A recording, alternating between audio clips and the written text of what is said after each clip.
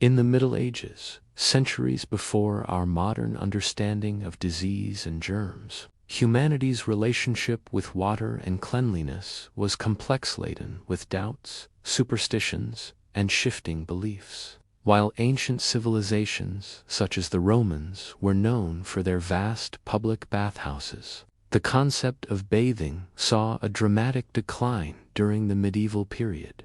Bathing was increasingly viewed with suspicion, even fear.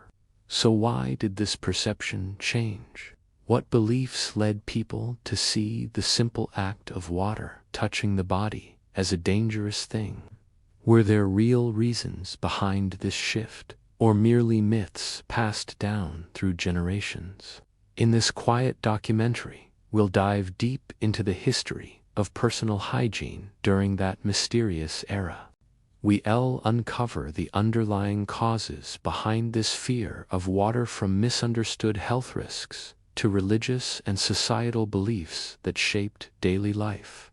If we turn back the clock to ancient civilizations like the Greeks and Romans, we find that public baths were a central part of daily life. They served as social hubs for relaxation, physical fitness, and personal hygiene. But as those empires fell and the Middle Ages began, the human relationship with water and cleanliness changed drastically. Bathhouses, once symbols of comfort and health, became places to avoid.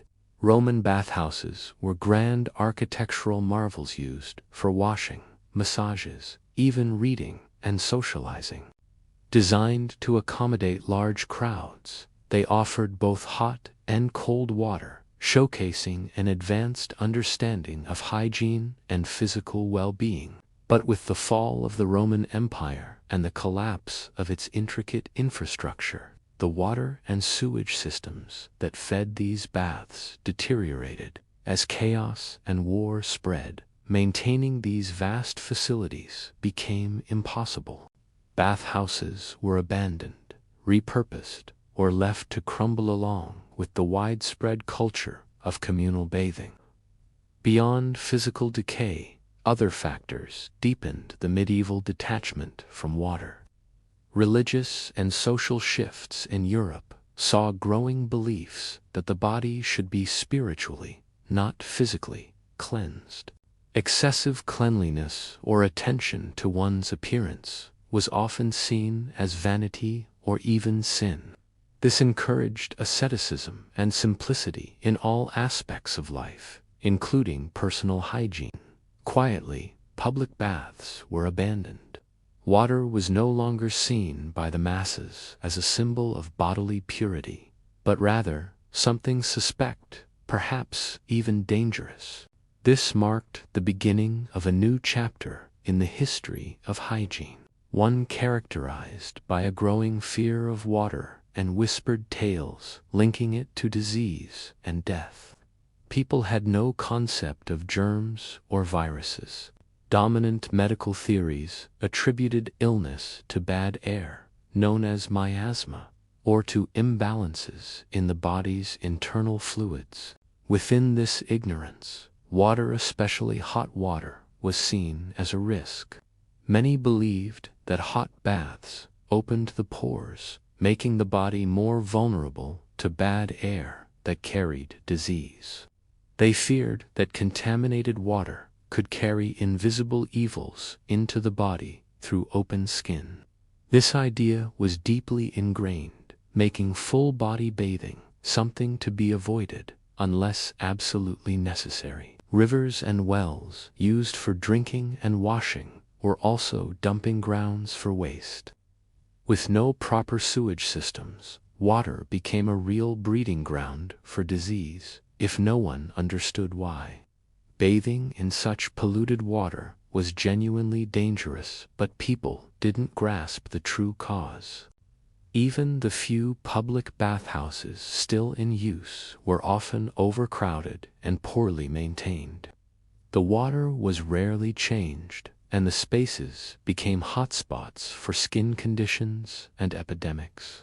This only reinforced the belief that these places and water itself were a source of illness, not health. So, let the quiet influence of faith fade now, its gentle murmur blending into the stillness of a medieval evening. Picture yourself standing by a narrow window, the year drifting around the 12th century, where the air carries the scent of wood smoke and the faint rustle of linen curtains. This is a world where practical challenges woven into the fabric of daily life shaped the laborer's and noble's quiet existence. Tonight, we drift into the realities that made bathing a distant dream, unfolding slowly like the soft flicker of a hearth fire in the twilight. Even among the elite, where resources seemed abundant, bathing remained a rare occurrence by modern standards. In royal courts and noble estates, where servants moved with a gentle rhythm and wealth offered some ease, hygiene took a different form shaped by the quiet effort of maintaining appearances rather than full immersion. Imagine the morning light filtering through a stained glass window, your view shifting to a noble hall where the scent of beeswax candles mingles with the rustle of silk robes. Here, the elite relied on attendants to fetch water from distant wells, their footsteps soft on stone floors, the jars heavy with the weight of each journey. Fetching water was no small task, even for the privileged. Picture a servant drawing from a stone well, the creak of a pulley, a gentle note, the air cool with the scent of moss as they haul buckets uphill to the manor. Most medieval estates lacked the grand aqueducts of Rome, their water sources, rivers, springs, or shallow wells often miles away. The journey was a quiet strain, the water sloshing softly against clay, a testament to the effort required. Archaeological evidence from sites like Chateau de Cousy reveals cisterns and wells, their depths hinting at the labor behind each drop.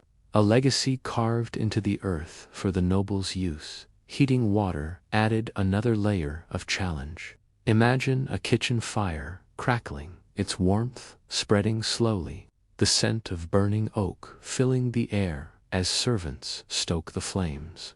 Warming enough water for a bath meant gathering wood scarce in many regions or costly coal, the stacks dwindling with each season.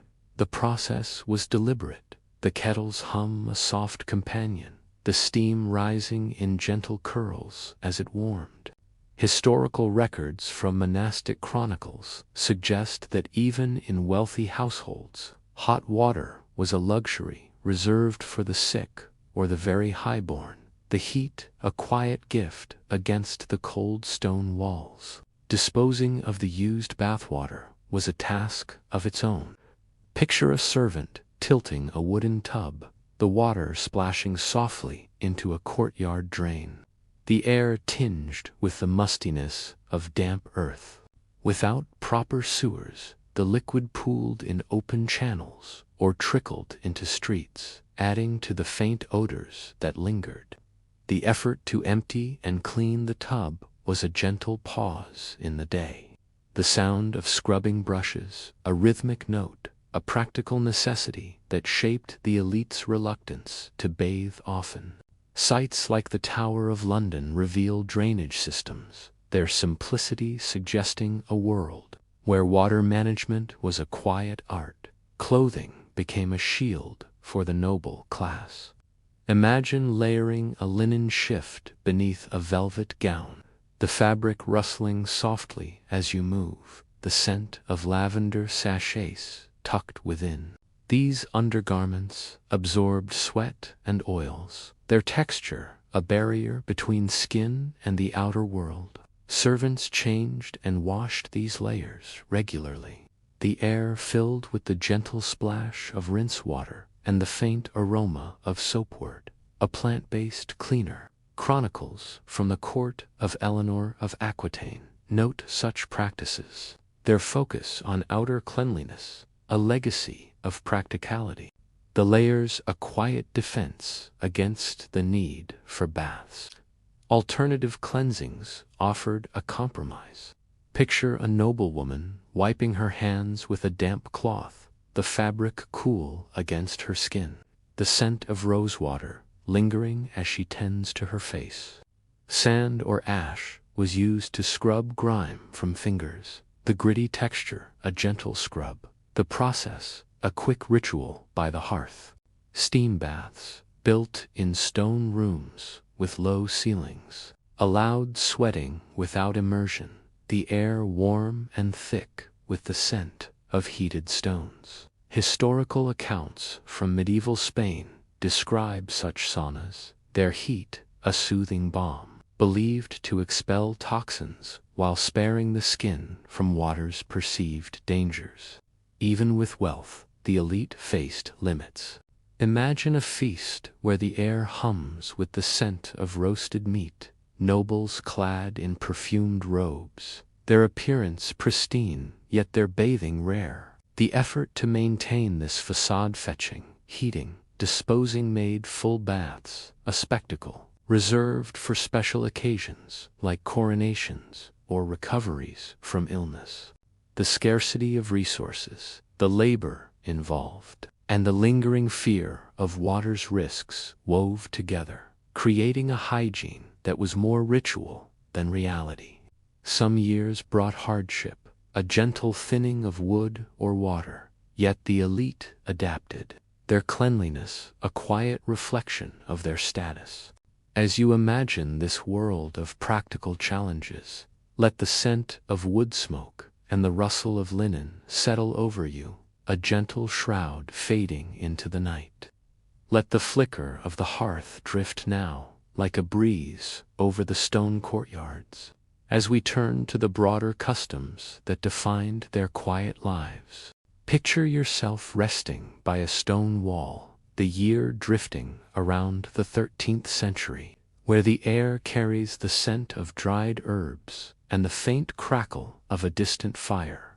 Tonight, we drift into their definition of purity, unfolding slowly, like the soft sway of a linen curtain in the evening breeze. Instead, it was a balance of outward appearance and inner health, a concept woven into the fabric of daily life. Imagine the morning light filtering through a wooden shutter, your senses catching the rustle of a wool cloak as you step into a village square.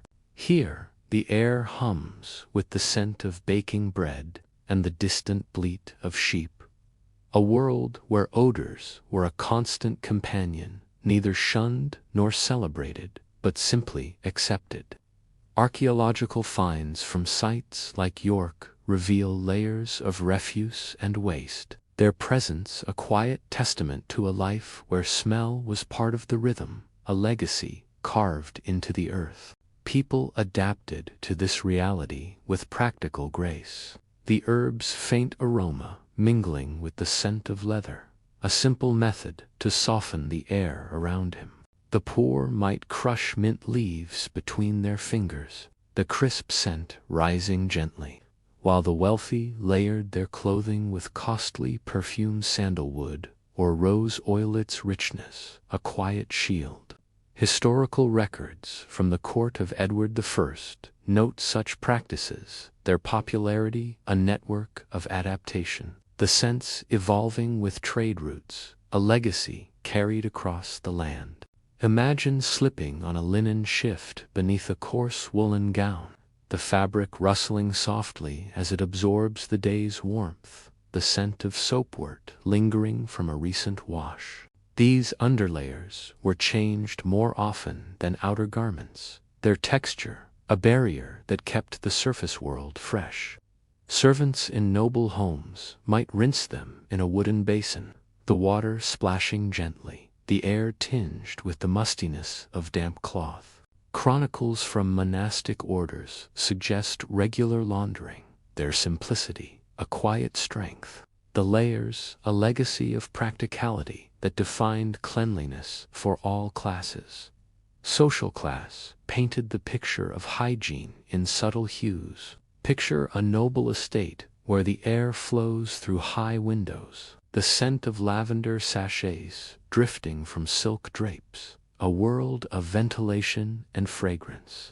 Contrast this with a crowded village hut, the air thick with the hum of a peat fire, the scent of unwashed wool blending with the earthiness of a dirt floor. The wealthy had servants to fetch water and apply powders, their hands moving with a gentle rhythm, while the poor relied on shared wells and simpler herbs, the effort, a quiet endurance. Archaeological evidence from London's medieval quarters reveals class-based living conditions, their differences a testament to how cleanliness was shaped by means, a legacy etched in stone and straw. The seasons brought their own adjustments. Imagine spring, the air softening with the scent of blooming elderflower. As villagers aired their garments on wooden racks, the rustle, a gentle note. In summer, the heat rose, the air heavy with the hum of insects. Autumn brought the harvest, the air crisp with the scent of drying grain, and they brushed sand across their hands, the gritty texture a quiet scrub. Winter settled, the air sharp with frost, and they huddled by the fire, the crackle of wood a constant, the warmth a gentle pause in their hygiene routine. Some years brought scarcity, a quiet thinning of resources, yet they adapted, their cleanliness, a rhythm of survival. Community shaped these standards too. Picture a market day, the air filled with the murmur of voices, the scent of spiced bread as traders exchanged tips on herb sachets. Elders shared tales of past practices, their voices a soft cadence, the sound of laughter blending with the clatter of carts, the effort a shared thread. Cleanliness became a social bond, a legacy carried across generations, defined not by water but by the scent of herbs and the feel of fresh linen. As you imagine this world of adapted purity, let the scent of dried herbs and the rustle of wool settle over you, a gentle shroud fading into the night. Let the soft crackle of the fire drift now, like a breeze, over the village lanes. As we turn to the broader customs that framed their quiet lives, let the soft rustle of village lanes fade now, its gentle echo blending into the stillness of a changing dawn. Picture yourself standing by a quiet stream, the years drifting from the 14th century into the 19th, where the air carries the scent of fresh grass and the faint hum of a distant mill. This is a world where the fear of water began to soften, its grip loosening with the gentle awakening of new ideas. Tonight, we drift into this slow evolution, unfolding like the soft ripple of water over stones. Humanity's fear of water didn't vanish in a single moment, but emerged from a quiet progress, a thread woven through centuries. Imagine the morning light filtering through a scholar's window, the scent of parchment rising as early thinkers' figures, like Girolamo Fracastoro in the 16th century, began to question old beliefs. They suggested that dirt, not water, might carry sickness, their words a gentle murmur against the humor's theory. Archaeological evidence from Renaissance hospitals shows early attempts at sanitation, their stone floors scrubbed with care, a legacy of curiosity that hinted at water's potential. This shift was slow, a quiet stirring in the minds of those who dared to look beyond ancient texts. The Renaissance brought a cultural breeze. Picture an artist's studio, the air filled with the scent of linseed oil, as painters like Michelangelo depicted the human form with clean, graceful lines, the beauty of the body reframed as a noble ideal. Sculptures in Florence's piazzas gleamed with polished marble, their forms a testament to a renewed appreciation for health and cleanliness. Historical records from the courts of the Medici note the return of private baths, the sound of water splashing softly in wooden tubs, a gentle luxury for the elite. This artistic awakening softened the medieval disdain, casting cleanliness as a desirable art, a legacy carried on the wind of cultural change. The Industrial Revolution deepened this transformation. Imagine a city awakening, the air tinged with the scent of coal and the faint clatter of iron pipes. As rudimentary water systems emerged in places like London, sewage channels carved through stone, their flow a quiet rhythm, making clean water more accessible to growing populations. Archaeological finds from 18th century Manchester reveal early aqueducts, their bricks weathered but functional, a testament to engineering that eased the burden of fetching water. The process was gradual, the sound of pumps a soft companion, the infrastructure a gentle foundation for a healthier world. Soap became a quiet hero. Picture a market stall, the air filled with the scent of tallow and lye, as early soap screwed but effective appeared in wooden crates. No longer a rare luxury, these bars offered a new way to cleanse their texture, a gentle scrub against the skin. Historical accounts from the 17th century note their spread. The sound of hands washing a rhythmic note in households, the soap a legacy of practicality that reached beyond the wealthy. Though different from today's formulas, it marked a shift, a quiet progress that made cleanliness a daily ritual. The triumph of germ theory sealed this change. Imagine a laboratory in the 19th century, the air cool with the scent of antiseptic, as Louis Pasteur's experiments revealed microbes under a microscope, their tiny forms a revelation. This understanding, confirmed by Robert Koch's work, proved that disease came from invisible agents, not bad air or divine will. Archaeological evidence from public health records shows the impact, with sewage systems expanding and water flowing into homes, the sound of taps a gentle pulse. This knowledge was a quiet revolution, a legacy that reshaped how people lived, step by gentle step. Public health reforms followed this light. Picture a town square, the air fresh with the scent of newly planted trees. As workers laid pipes for clean water, the clink of tools a soft cadence. Schools taught children to wash hands, the sound of water splashing a daily rhythm. The education a gentle thread in society. Historical documents from the 19th century note the building of aqueducts and sewers. Their scale a testament to collective effort, a legacy carved into the modern world. Cleanliness became etiquette, a quiet norm that defined social grace. As you imagine this slow awakening, let the scent of fresh grass and the hum of mills settle over you. Let the ripple of water drift now, like a breeze, over the changing landscape, a reminder of how knowledge transformed fear into a foundation for life. This journey from medieval shadows to modern clarity shows the power of steady pursuit, a quiet legacy that lingers in every drop. Let the soft clink of glass fade now, its gentle sound blending into the stillness of a new dawn.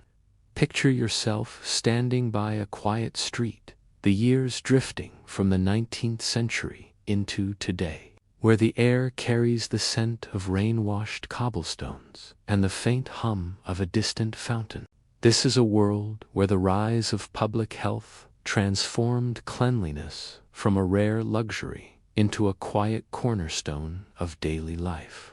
Tonight, we drift into this gentle spread, unfolding like the soft patter of drops on a window pane. The 19th century marked a turning point, a slow awakening driven by the triumphs of germ theory. Imagine the morning light filtering through a factory window, the the scent of soap rising as workers washed hands at newly installed sinks, the sound of water a gentle rhythm. Public health reformers, inspired by figures like John Snow, linked clean water to the end of cholera outbreaks, their maps a quiet guide to safer cities. Archaeological evidence from London's Broad Street pump shows the impact. Its handle removed in 1854, a testament to a world learning to trust water. This shift was gradual, the sound of flowing pipes a soft companion, the knowledge a legacy that began to flow into homes. Infrastructure grew with this understanding. Picture a town square, the air fresh with the scent of newly planted trees. As engineers laid sewer lines, the clink of shovels a steady note. Cities like Paris built aqueducts, their stone arches carrying clean water. The sound of trickling streams, a gentle pulse through neighborhoods. Historical records from the 1860s note the spread of these systems. Their scale, a network of care. The water, a legacy that eased the burden of disease. The effort was quiet, the pipes a gentle thread, the infrastructure a foundation for healthier living across all classes. Soap became a daily ritual. Imagine a kitchen table, the air filled with the scent of lavender soap, as families lathered hands before meals, the foam a soft texture against the skin. No longer a rarity, these bars improved with vegetable oils and fragrances spread through markets. The sound of scrubbing a rhythmic note in homes.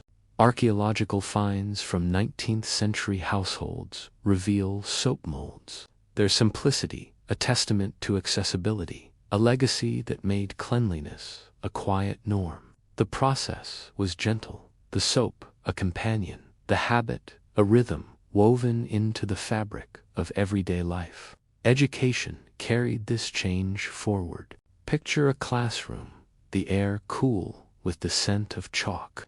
As teachers instructed children on hand washing, the sound of water splashing a daily cadence. Schools distributed pamphlets, their pages rustling softly, the lessons a gentle guide to health.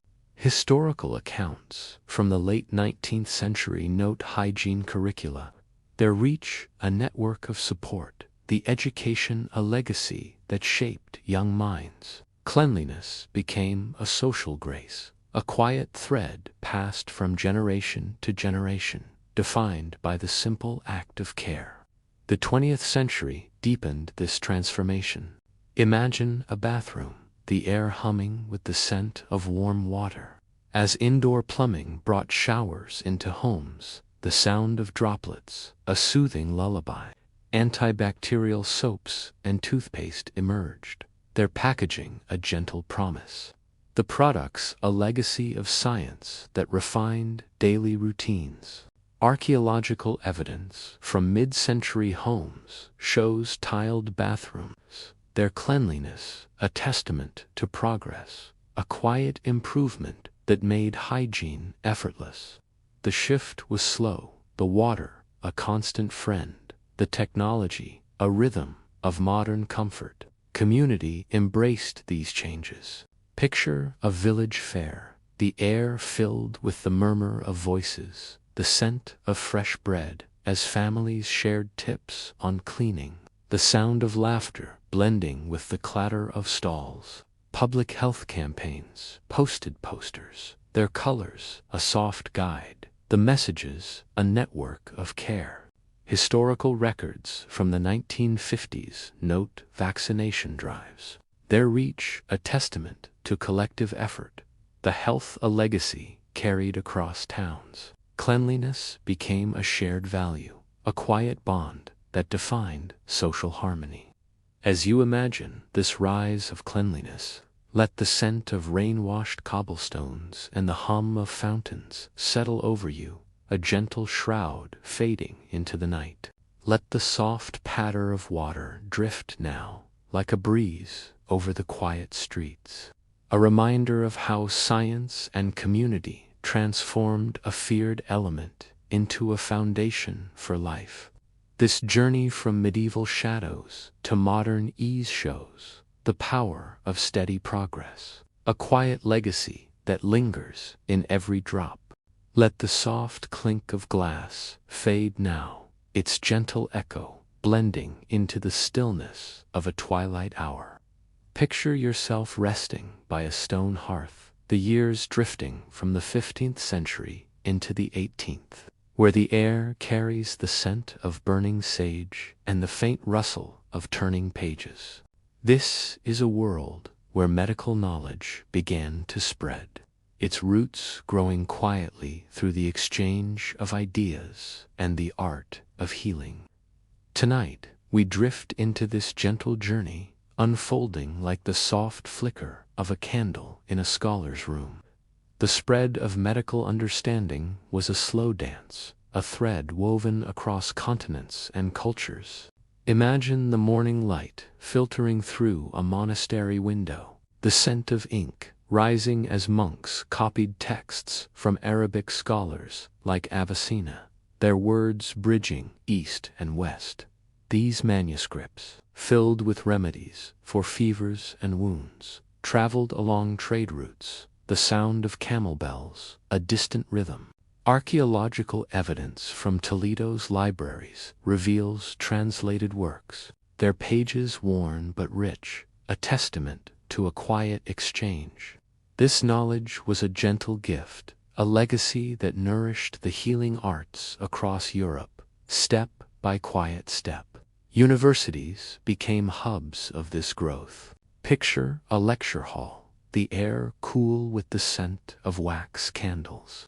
As students gathered to hear physicians like Thomas Sydenham describe new treatments, the sound of quills scratching a soft cadence. By the 17th century, institutions like Oxford and Leiden opened their doors, their stone walls echoing with debates on anatomy and herbs. Historical records note the rise of medical schools, their curricula a network of learning, the education a legacy that shaped healers' hands. The process was deliberate, the voices a gentle hum, the knowledge a rhythm carried through generations. Healing arts flourished with practical wisdom. Imagine a village healer's cottage, the air filled with the scent of chamomile tea, as they mixed poultices from marigold and honey, the texture a soothing balm on a patient's skin. Midwives used warm compresses, the sound of soft humming a companion, their skills passed down through oral tradition.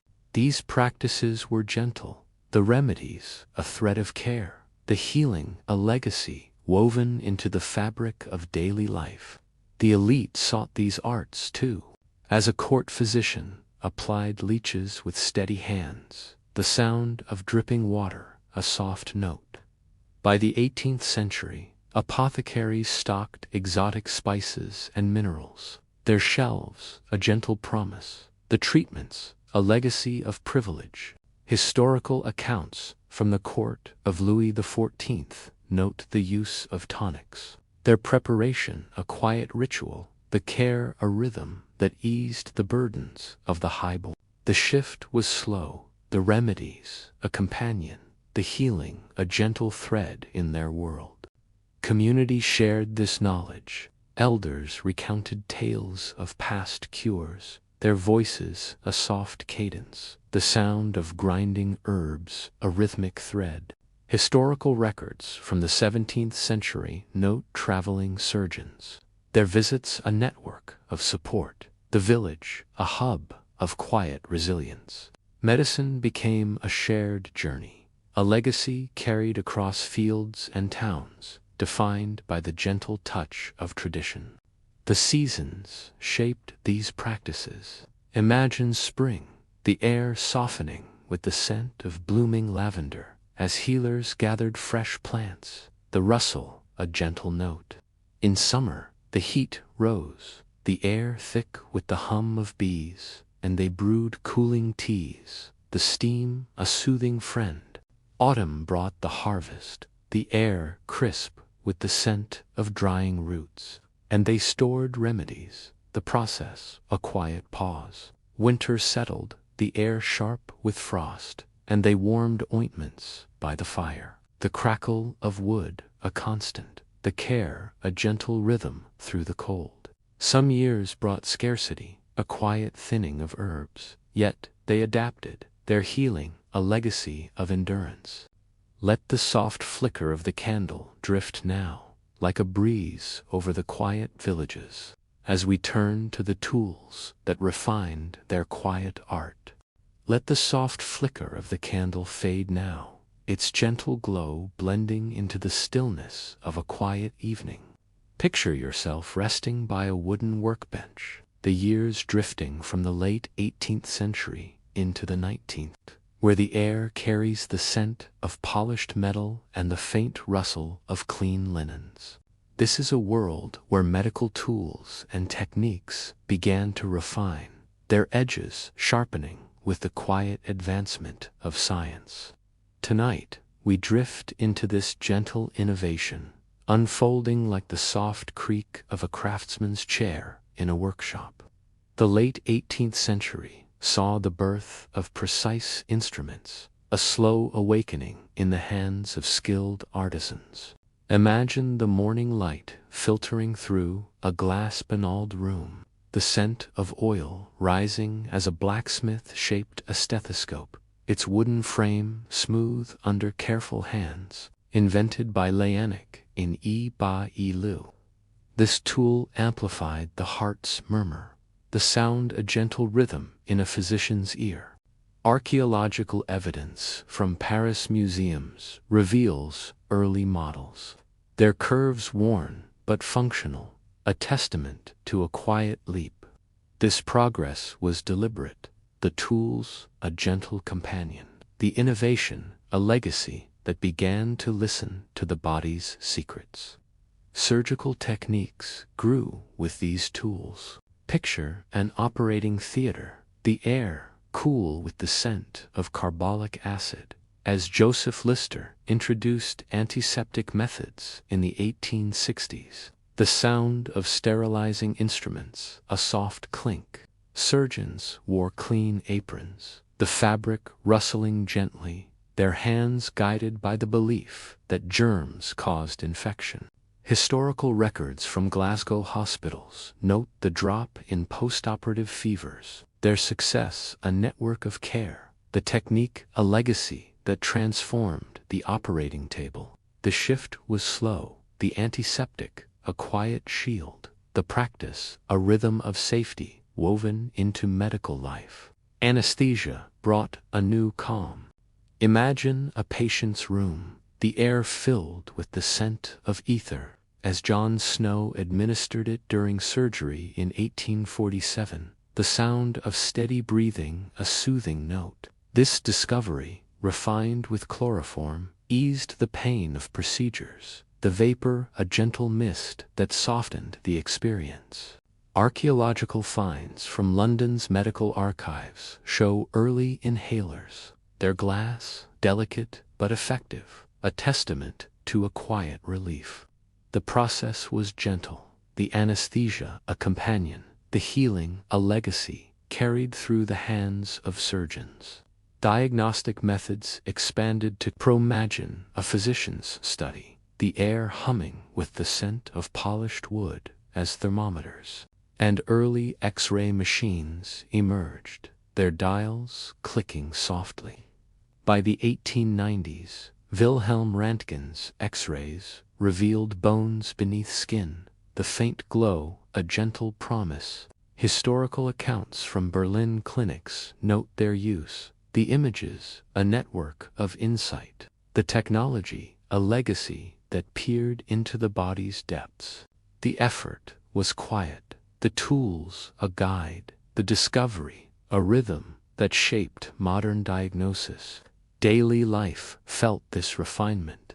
Picture a village home, the air tinged with the scent of boiled water, as families used clean bandages from local apothecaries, the fabric a soft touch on a child's scrape.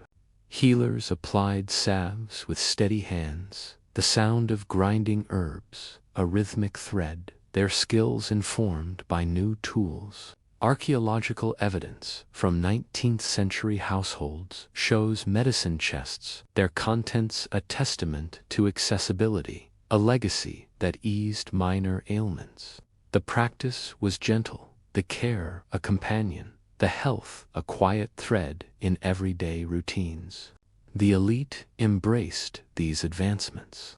Imagine a noble's chamber, the air filled with the scent of rosewater. As a personal physician used a stethoscope, the sound of its gentle tap a luxury.